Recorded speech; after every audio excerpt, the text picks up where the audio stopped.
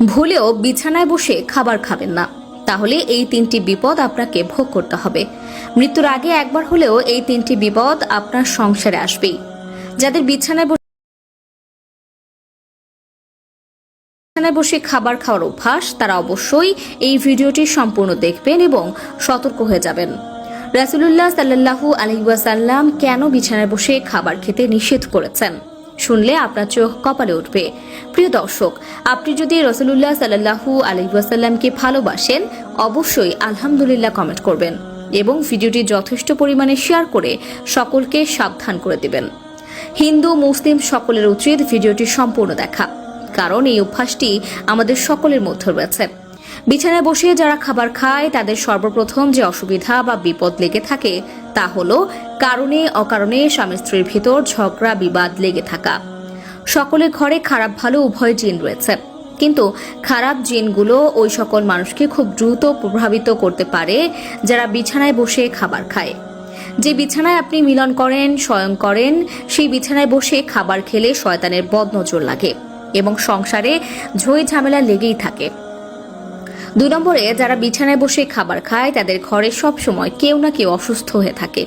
আগেই বলেছি, যে বিছানায় আপনি মিলন করেন, সেই বিছানায় আপনি বিশ্রাম করেন, সেই বিছানায় যদি খাবার খান, তাহলে শয়তানের বদনজর আপনার ও আপনার পরিবারের সদস্যদের উপরে পড়ে, যার কারণে সংসার থেকে রহমত উঠে যায় এবং সবসময় অসুখ বিসুখ লেগেই থাকে। যাদের বিছানায় বসে খাবার খাওয়ার অভ্যাস রয়েছে, তারা অবশ্যই এই বিষয়টি ত্যাগ করবেন। আমার জন্য নয়, আপনার ও আপনার পরিবারের ভালোর জন্যই বললাম। মানবেন কি মানবেন না সেটা আপনার একান্তই ব্যক্তিগত বিষয়। যারা বিছানায় বসে খাবার খায়, তাদের সংসারে ঘন ঘন ঝগড়া বিবাদ হতেই থাকে। কোনো কারণে বা অকারণে ছোট ছোট বিষয় নিয়ে খারাপ পরিস্থিতির সৃষ্টি হয়। 3 নম্বরে, যারা বিছানায় বসে খাবার খায়, তাদের বাসায় যতই টাকা আসুক না কেন, সেই টাকার বরকত হয় না। তার টাকা কোথাও না কোথাও বাড়তি খরচ হয়ে থাকে।